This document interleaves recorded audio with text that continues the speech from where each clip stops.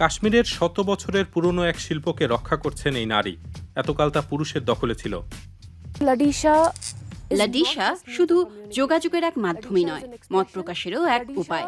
প্রতিবাদ জানাতে, প্রতিরোধ করতে লাডিশা ব্যবহার করা যায়। এতে হাস্যরস আর ব্যঙ্গর মিশ্রণ থাকে। লাডিশা হচ্ছে কাশ্মীরে ব্যঙ্গাত্মক কবিতার এক ঐতিহ্যবাহী চর্চা। 150 বছর ধরে পুরুষরা এভাবে রাজনীতি এবং সমাজের কথা বলেছেন। তবে সময়ের সাথে সাথে লাডিশা হারিয়ে যাচ্ছিল। কাশ্মীরের এই ঐতিহ্য ধরে রাখতে 2019 সালে অনলাইনে লাডিশা প্রকাশ শুরু করেন আরিজ।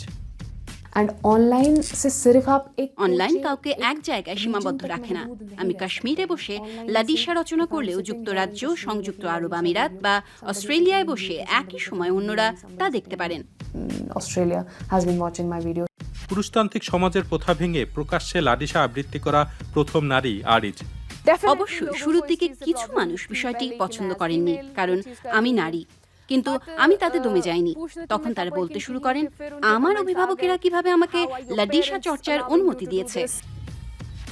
আরিজ ভিডিও থেকে আয় করেন। তার অনুসারীর সংখ্যা 3.5 লাখের বেশি। মেয়েদের মত প্রকাশের মাধ্যম হিসেবে লাডিশাকে ছড়িয়ে দিতে চান তিনি।